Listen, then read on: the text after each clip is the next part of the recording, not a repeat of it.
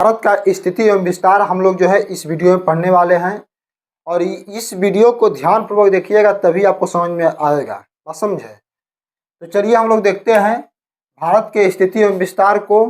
बच्चों, ये जो अपना भारत है ना, इस भारत का दुनिया में क्या स्थिति है, मानव द्वारा बनाया गया जो काल्पनिक पृथ्वी का नमूना ग्लोब है, उस ग्लोब पर भारत की क्या स्थिति है, इस वीडियो में हम लोग ये समझने का प्रयास करेंगे। तो बच्चों आइए शुरू करते हैं वीडियो को। सबसे पहले तो आप लोग एक काम करिए कि जो पिछला क्लास में पढ़ाया गया है उसको ध्यानपूर्वक देख लीजिए और तब इसको देखिए, क्योंकि देखिए पीछे का यदि आपको याद रहेगा तभी आगे वाला समझ में आएगा। तो सबसे पहला टॉपिक हम लोग का रहेगा ग्लोब। ग्लोब रहेगा ग्लोब। बच्चों एक ग्लोब होता क्या है? एक ग्लोब होता क्या है? अच्छा ये बताइए, यदि हम आपसे प्रश्न करें कि पृथ्वी देखे हैं, पृथ्वी कोई पृथ्वी देखा है तो क्या कहिएगा कि नहीं सर पृथ्वी तो नहीं देखे हैं। सही बात है, पृथ्वी कोई देख ही नहीं सकता है, पृथ्वी कोई देख नहीं सकता है, लेकिन पृथ्वी का एक आकार आदमी कल्पना करके बना सकता है। बात समझे ना? तो इस पृथ्वी को कोई भी अपने नंगी आंखों से देखकर यह नहीं बता सकता है कि पृथ्वी गोल है कि चपटी है, कैसी है। पृथ्वी का वास्तविक आकार ऐसा है ये नहीं है, पृथ्वी कुछ ऐसे ऐसे करके है। इसका एक जिसे होता है ना, मान लिया गया इसे कि ये गोल है। क्या है? गोल है। समझे? तो हम लोग का टॉपिक पृथ्वी नहीं है, अभी ग्लोब है। क्या है बच्चों? ग्लोब। अब ग्लोब पृथ्वी का नमूना होता है, काल्पनिक नमूना। तो पहला टॉपिक हुआ आपका कि ग्लोब क्या है। तो ग्लोब का डेफिनेशन बनेगा, परिभाषा बनेगा कि पृथ्वी के काल्पनिक नमूना को, पृथ्वी के काल्पनिक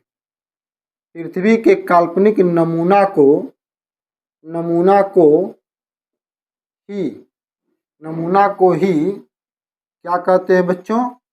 तो ग्लोब कहते हैं। क्या कहते हैं? ग्लोब कहते हैं।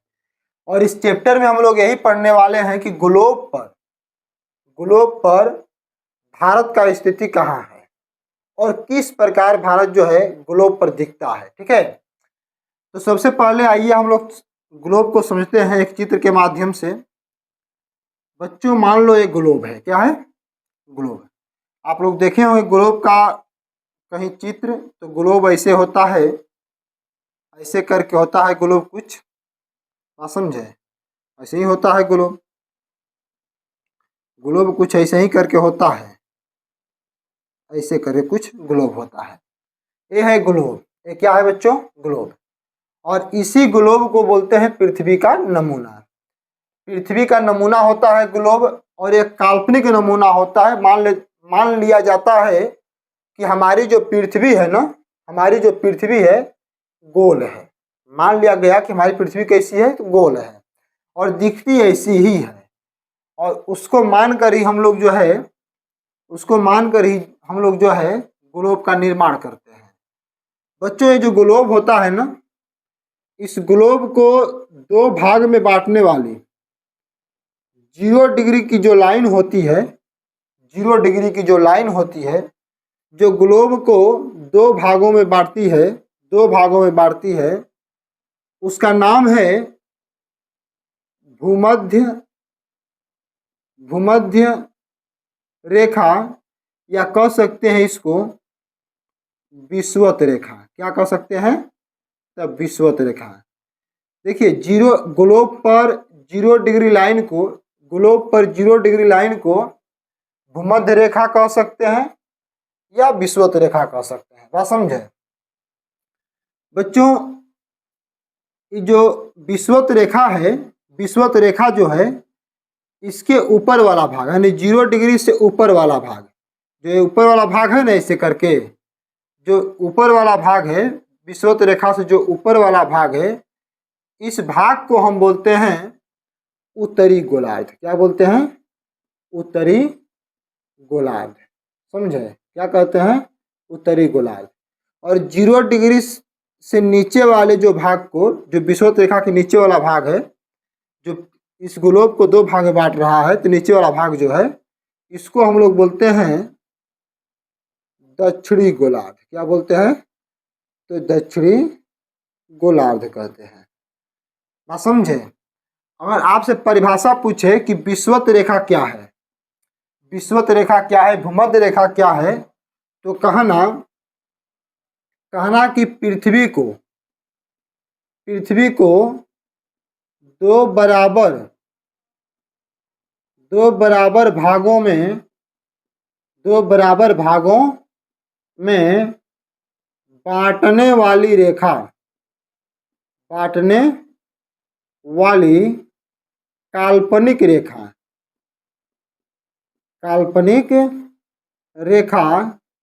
क्या कहलाती है बच्चों? तो भूमध्य रेखा या विषुवत रेखा कहलाती है। बात समझे? ये जो पृथ्वी है, ध्यान से सुनिएगा, ये पृथ्वी का जो नमूना ग्लोब है या पृथ्वी कह सकते हैं। ये जो 0 डिग्री लाइन है ना, ये 0 डिग्री लाइन है, ये देखिए ध्यान से देखिएगा, ये 0 डिग्री लाइन जो है पृथ्वी को कुछ ऐसे बांट रही है दो भाग में। एक ऊपर वाला भाग 0 डिग्री लाइन और एक ऐसे नीचे वाला भाग अलग अलग कर दिए, बन गया 0 डिग्री लाइन। तो जो ऊपर वाला भाग है ना, उसी को बोलते हैं उत्तरी गोलार्ध। क्या बोलते हैं? उत्तरी गोलार्ध। ध्यान दीजिएगा कि विषुवत रेखा पृथ्वी को दो बराबर भागों में बांटती है। ऊपर वाले को बोलते हैं उत्तरी गोलार्ध और नीचे वाले को बोलते हैं दक्षिणी गोलार्ध। क्या बोलते हैं? तो दक्षिणी गोलार्ध कहते हैं। समझे बच्चा ना? क्या कहते हैं? तो दक्षिणी गोलार्ध कहते हैं। इतना तो समझ में आ ही गया होगा। अब आगे बढ़ते हैं। तो क्या आप अभी तक आप समझे कि जो ग्लोब है या पृथ्वी है, इसको दो भागों में बांटने वाली जो काल्पनिक रेखा है उसको ही भूमध्य रेखा या विषुवत रेखा कहते हैं। और यह रेखा जो है 0 डिग्री लाइन के नाम से भी जानी जाती है। अगर प्रश्न करेगा कि ग्लोब पर, देखिए काम करके चित्र को बनाते चलिएगा साथ में, ठीक है, और एक एक पॉइंट को नोट करते चलिएगा। समझे? तो बच्चों यदि आपसे प्रश्न करें कि ग्लोब पर 0 डिग्री लाइन को क्या कहते हैं, ग्लोब पर 0 डिग्री लाइन को क्या कहते हैं, तो कहिए ग्लोब पर 0 डिग्री लाइन को क्या कहते हैं? तो भूमध्य रेखा या विषुवत रेखा कहते हैं।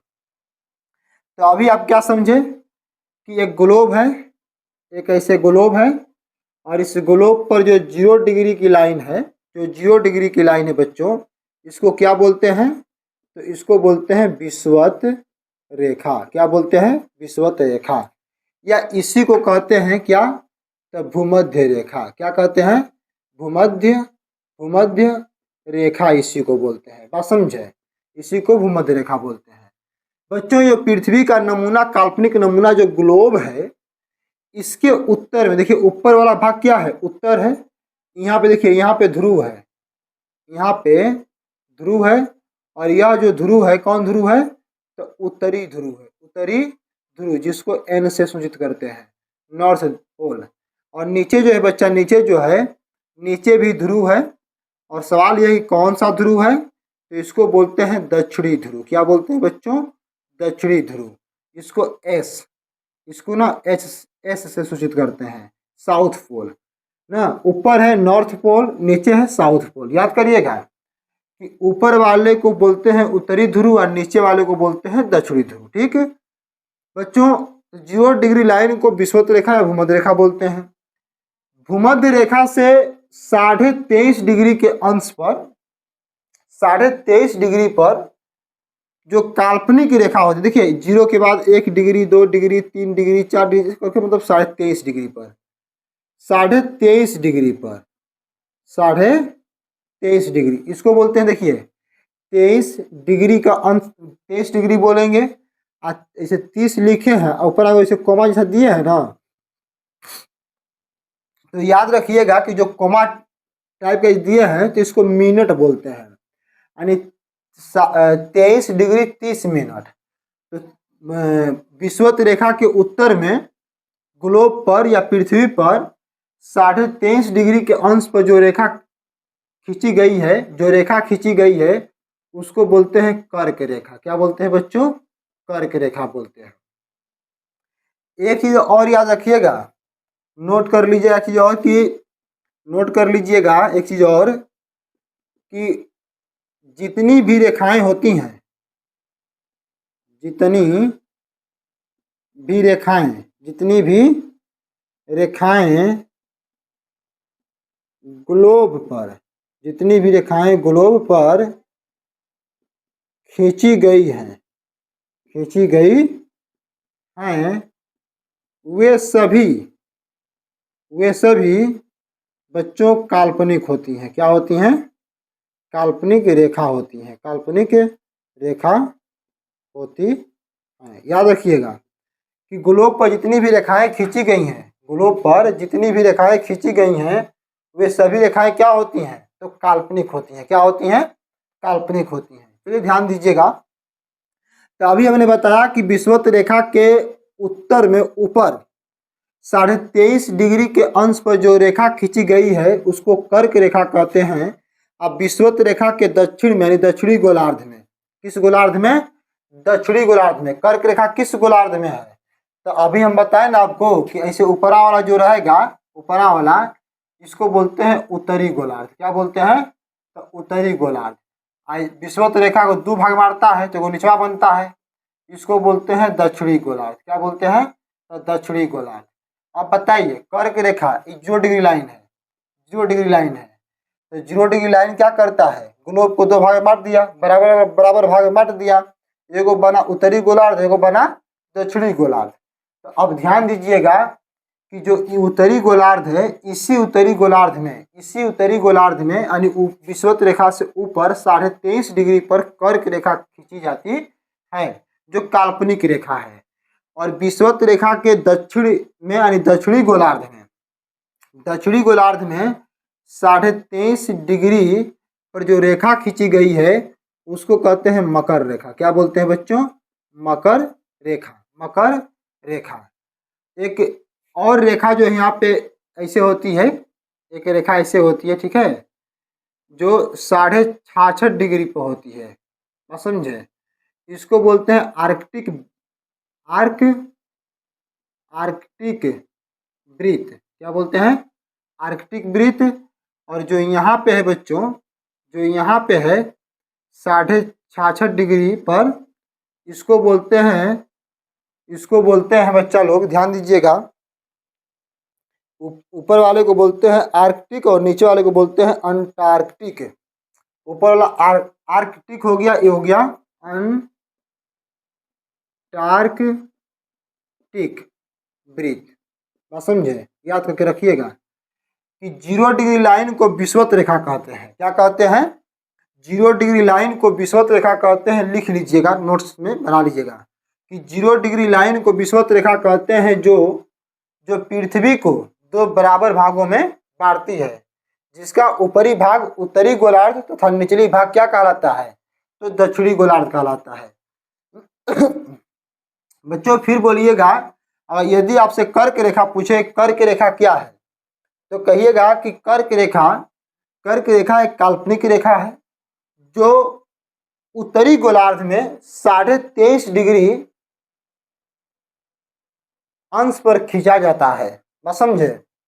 यदि आपसे मकर रेखा पूछे तो कहिएगा कि दक्षिणी गोलार्ध में 23.5 डिग्री पर खींची गई काल्पनिक रेखा को क्या कहते हैं? मकर रेखा कहते हैं।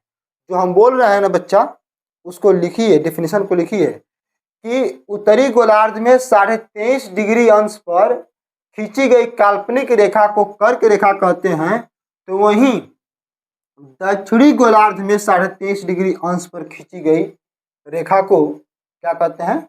मकर रेखा कहते हैं। एक चीज और याद रखिएगा, बहुत काम का पॉइंट है बच्चों, काम का पॉइंट है, याद रखिएगा। यदि आपसे प्रश्न करे कि जो सूर्य होते हैं, सूर्य का लंबवत प्रकाश कहाँ पड़ता है बताइए? तो देखिए, सूर्य जो होता है, सूर्य का लंबवत लंबवत प्रकाश जो है, लंबवत प्रकाश या सीधा किरण जो है 0 डिग्री अंश यानी भूमध्य रेखा पड़ता है। भूमध्य रेखा, सूर्य का लंबवत प्रकाश कहाँ पड़ता है? तो भूमध्य रेखा पर, भूमध्य रेखा पर। और बच्चों ध्यान रखिएगा कि सूर्य का लंबवत प्रकाश कर्क रेखा और मकर रेखा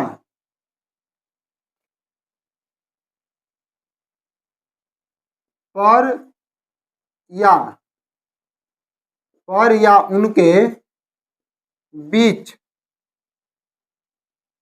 उनके बीच पड़ता है। बात समझे? कहने का मतलब यह है कि सूर्य का जो लंबवत प्रकाश है ना, विषुवत रेखा पर पड़ता है और विषुवत रेखा के बाद ऊपर जाता है तो कर्क रेखा पड़ता है, और फिर यहाँ से आता है नीचे तो विषुवत रेखा फिर आएगा, अब फिर आएगा तो किस पर आएगा? मकर रेखा पर, फिर जाएगा तो विषुवत रेखा पर। यानी वर्ष में सूर्य का प्रकाश कर्क रेखा और मकर रेखा पर, बात समझे? कर्क रेखा और मकर रेखा पर लंबवत पड़ता है। अब विषुवत रेखा और 2 बार, एक बार जाने के क्रम में यहाँ से सूर्य का प्रकाश यहाँ पड़ेगा, ऊपर जाएगा, और फिर लौटने के क्रम में सूर्य का प्रकाश यहाँ पड़ेगा। तो कह सकते हैं कि विषुवत रेखा पर आने और जाने क्रम में, दोनों क्रम में जो है सूर्य का प्रकाश लंबवत पड़ता है। बच्चों एक चीज और ध्यान दीजिएगा, यहाँ पे एक पॉइंट बनेगा कि जो पृथ्वी है, पृथ्वी वो घूमती है, तो कहिएगा कि पृथ्वी पश्चिम से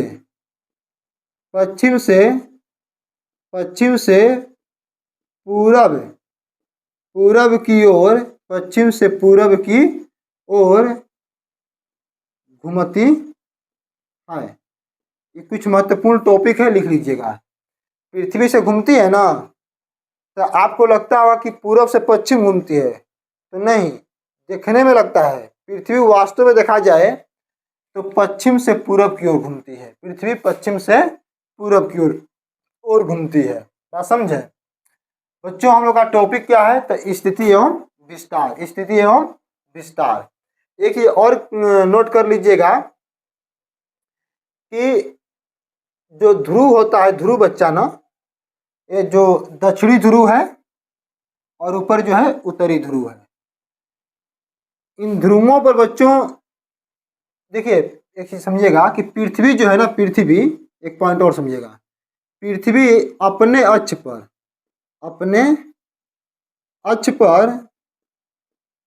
23.5 डिग्री झुकी है। बात समझे? कितना? तो 23.5 डिग्री झुकी है। इसी कारण बच्चों, इसी कारण क्या होता है, लिखिएगा कि पृथ्वी अपने अक्ष पर 23.5 डिग्री झुकी हुई है। इसी कारण होता क्या है कि ध्रुवों पर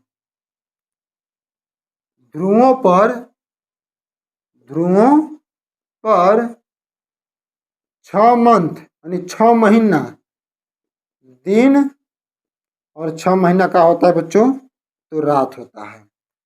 ध्रुवों पर 6 महीना का दिन और 6 महीना का रात क्यों होता है? अब सोचिए 6 महीना दिन ही रहेगा और 6 महीना रात ही रात रहेगा। बात समझे?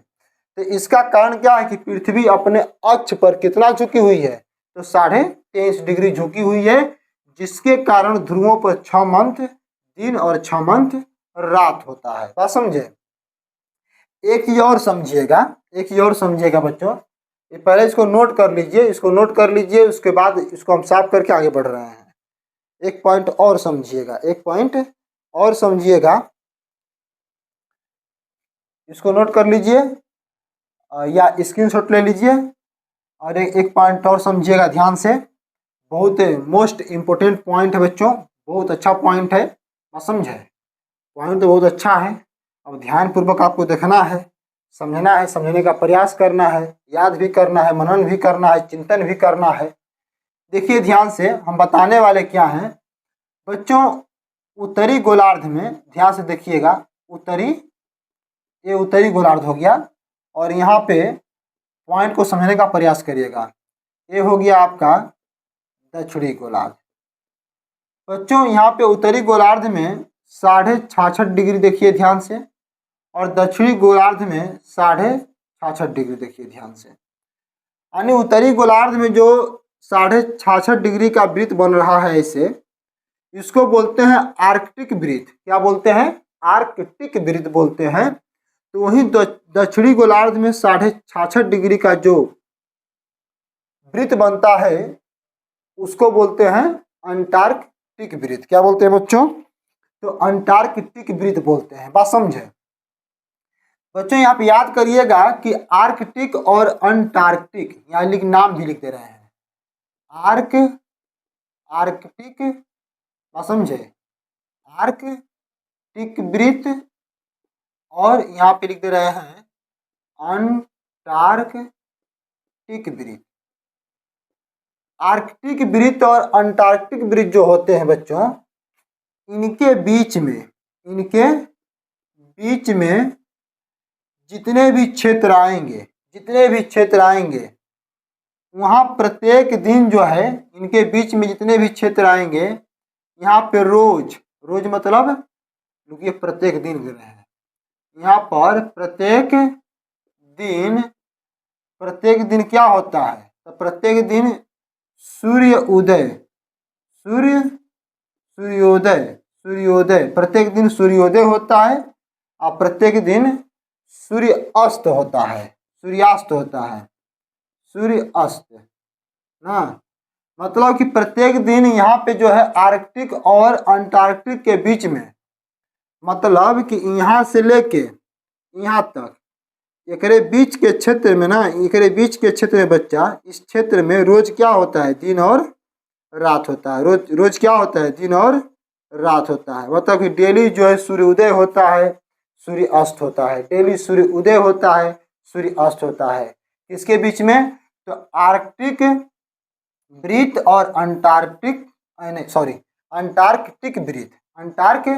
वृत्त के बीच में डेली सूर्योदय और सूर्य अस्त होता है। इतना तो समझ पाए होंगे। इसके बाद बच्चों हम लोग आगे बढ़ते हैं और अगले कड़ी में हम लोग कुछ महत्वपूर्ण टॉपिक पर जो है चर्चा करते हैं।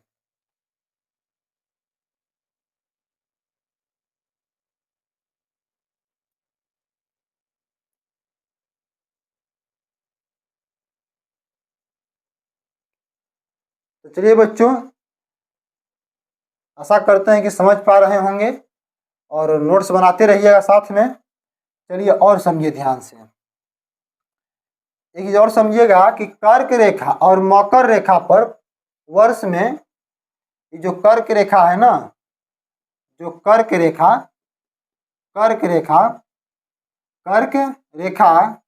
और बच्चों ये मकर रेखा जो है, मकर रेखा, इन दोनों के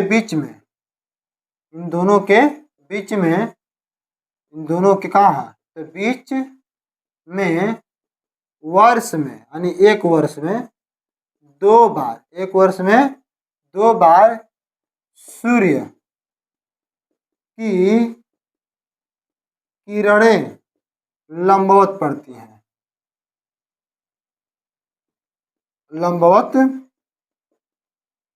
हैं। तो कर्क रेखा और मकर रेखा के बीच में वर्ष में 2 बार सूर्य की किरणें क्या होती हैं? तो लंबवत पड़ती हैं।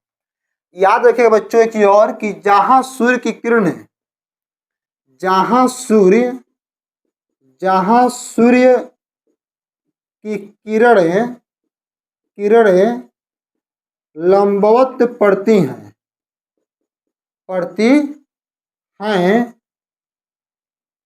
उन क्षेत्रों में गर्मी का मौसम होता है। गर्मी का मौसम, गर्मी का मौसम होता है। अभी देखिएगा ना, तो मई जून के महीना में, मई जून के महीना में उत्तर भारत के साइड में लगभग सूर्य की किरणें जो है लगभग जो है लंबवत पड़ती है, आप समझे, जिसके कारण गर्मी बड़ा तेज पड़ता है। और ध्यान रखिएगा कि जहाँ सूर्य की किरणें, जहाँ सूर्य की किरणें तिरछी पड़ती है बच्चों, वहाँ जो है मौसम सुहाना या ठंडा होता है, ठंडा होता है, बात समझे। तो अब देखिए, सबसे अधिक सूर्य का प्रकाश लंबवत कहाँ पड़ रहा है, विषुवत रेखा पे या कर्क रेखा या मकर रेखा के बीच में। तो यह एरिया जो है वर्ष में एक बार ठंडा तो एक बार गर्म, एक बार ठंडा तो एक बार गर्म देखने को मिलती है। और याद रखिएगा बच्चा कि जहाँ पे वर्ष में अधिकांशतः जो है गर्मी पड़ता है, बहुत इंपॉर्टेंट टॉपिक है, इसको नोट कर लीजिएगा। आगे बढ़ते हैं, आगे बढ़ते हैं। एक ही और याद रखिएगा, कहाँ भाग रहा है रे भाई, कि जहाँ वर्ष में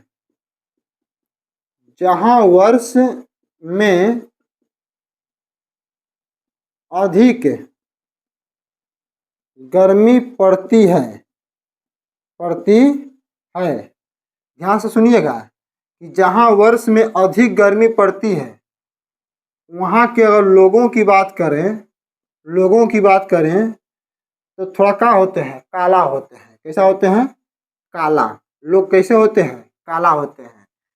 अगर चले जाएगा विषुवत रेखा के साइड में जो देश बसे हुए हैं, जहाँ पे सूर्य का प्रकाश लंबवत पड़ता है, काफ़ी गर्मी होता है, तो उन क्षेत्रों के लोग जो है काले काले देखने को मिलते हैं। और ज़्यादा लोग मत जाइए ना, श्रीलंका में ही जाइए, देखिए श्रीलंका के बहुत सारे लोग काला, अधिकांशतः काला ही रहेंगे। या दक्षिण भारत में जाइए। और बच्चों एक बात और क्या जाए कि जहाँ सूर्य का प्रकाश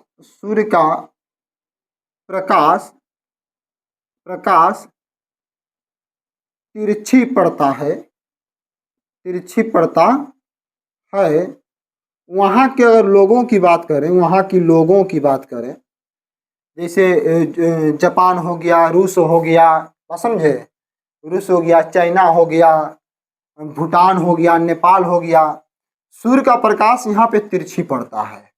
और इन देशों के लोगों को देखिएगा तो खूब गोरे गोरे होते हैं। कैसे होते हैं, तो गोरे होते हैं, बात समझे ना। ये सब प्राकृतिक पर ही निर्भर करता है। जिस साइड में ज़्यादा गर्मी पड़ता है वहाँ के लोग जो है काले होते हैं, और जिस साइड में ज़्यादा सूर्य का प्रकाश नहीं पड़ता है, प्रकाश तिरछी पड़ता है, मौसम ठंडा रहता है, उन क्षेत्रों का मौसम ठंडा रहता है, लोग गोरे होते हैं। अभी आपको बता रहे हैं, ध्यान सुनिएगा, उत्तर भारत और दक्षिण भारत, समझे, उत्तर भारत और दक्षिण भारत के लोगों में अंतर मिलाइएगा। शारीरिक बनावट में भी अंतर देखने को मिलेगा, बोल चाल में भी अंतर देखने को मिलेगा, खान पान में भी अंतर देखने को मिलेगा। अब पहनावा में तो पूछना ही नहीं है, पहनावा में भी व्यापक अंतर देखने को मिलता है। बच्चों भारत में जम्मू कश्मीर है जो उत्तर का भाग है, भारत में जम्मू कश्मीर है जो उत्तर का भाग है, और दक्षिण तमिलनाडु ये दक्षिण का भाग है। बच्चों जिस समय, याद रखिएगा, बहुत इंपॉर्टेंट पॉइंट है, आगे इसके बारे में हम लिखवाएंगे, बस सुन लीजिए इसके बारे में। जिस समय जम्मू कश्मीर में कड़ाके की ठंड पड़ता है, कड़ाके का ठंड पड़ता है, उसी समय उसी दिन तमिलनाडु में लोग जो है लुंगी गमछा पहनकर, गंजी पहनकर खेतों में काम करते हुए नजर आते हैं। तो जम्मू कश्मीर के लोग जो है गर्म वस्त्र से अपने शरीर को बचाते हुए नजर आते हैं। बात समझे? एक तरह देखा जाए दिन एक ही है, तारीख भी एक ही है, समय भी एक ही है। जम्मू कश्मीर में कड़ाके का ठंड पड़ रहा है तो वहीं तमिलनाडु के लोगों को ठंडा नहीं लग रहा है। वो जो है गंजी उंजी पहन के खेत में काम करते हुए नजर आएंगे। तो जम्मू कश्मीर के लोग जो है मोटे मोटे चादर ओढ़ के या कोट पहनकर, गर्म वस्त्र पहनकर अपने आप को बचाने में लगे रहते हैं। इसके पीछे बच्चों कारण यही है कि जम्मू कश्मीर जो है विषुवत रेखा से बहुत दूर है, बहुत दूर है, जहाँ पे सूर्य का प्रकाश तिरछी पड़ता है। और तिरछी पड़ेगा भैया तो मौसम ठंडा रहेगा। कैसा रहेगा? मौसम ठंडा रहेगा। तमिलनाडु जो है 0 डिग्री लाइन से, तमिलनाडु जो है 0 डिग्री लाइन से बच्चों केवल 876 किलोमीटर की दूरी पर है। कितना दूरी पर है? 876 किलोमीटर की दूरी पर है, जिसके कारण यहाँ पर सूर्य की प्रकाश जो है लंबवत पड़ती है। और सूर्य की प्रकाश जिन क्षेत्रों में लंबवत पड़ती है वह क्षेत्र गर्म होता है, और जो क्षेत्र गर्म होता है वहाँ पे गर्मी पड़ता है। क्या पड़ता है?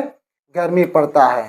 तो ठंडा के दिन में देखिएगा ना, तो जम्मू कश्मीर में गर्म वस्त्र पहन के लोग जान बचाता है, इधर के लोग लुंगी गमछा गंजी पहनकर खेतों में काम करता हुआ नजर आता है। तो ये जो है प्राकृतिक पर निर्भर करता है, समझे ना? प्राकृतिक पर ही सब निर्भर करता है कि कहाँ के लोग कैसे रहते हैं, कैसे नहीं रहते हैं। अभी देखिए, मान लीजिए कि किसी दुनिया तो बहुत बड़ी है, कहीं जो है आकाश में बादल छाया होगा, कहीं मौसम फ्रेश होगा, कहीं बारिश हो रहा होगा, कहीं सूखा पड़ा होगा, कहीं बाढ़ आया होगा। दुनिया में तो भाई कुछ भी हो सकता है, दुनिया बहुत बड़ी है और हर जगह का मौसम जो है अलग होता है। वायुमंडल जो है, वायुमंडल का जो तापमान है अलग होता है। बात समझे ना? प्राकृतिक प्रभाव हर जगह का अलग अलग होता है। आगे बढ़ते हैं बच्चों, ये सब नोट कर लीजिएगा। तो ये था आपका बेसिक ज्ञान ग्लोब के बारे में। ग्लोब के बारे में ये था आपका बेसिक ज्ञान। और आगे बढ़ते हैं, ग्लोब पर भारत का स्थिति किधर है, इसको समझने का हम लोग प्रयास करते हैं। इससे पहले आप लोग ग्लोब में जो रेखाएं खींची जाती हैं उनके बारे में कुछ जानकारी प्राप्त किए हैं अभी तक। भूमध्य रेखा, विषुवत रेखा 0 डिग्री लाइन, उत्तरी गोलार्ध में 23.5 डिग्री पर कर्क रेखा है, दक्षिणी गोलार्ध में 23.5 डिग्री पर मकर रेखा है। तो वहीं उत्तरी गोलार्ध में 66.5 डिग्री पर आर्कटिक वृत्त है। तो वहीं दक्षिणी गोलार्ध में देखा जाए तो 66.5 डिग्री पर अंटार्कटिक वृत्त है। इतना तक तो समझ गए। अब आगे बढ़ते हैं।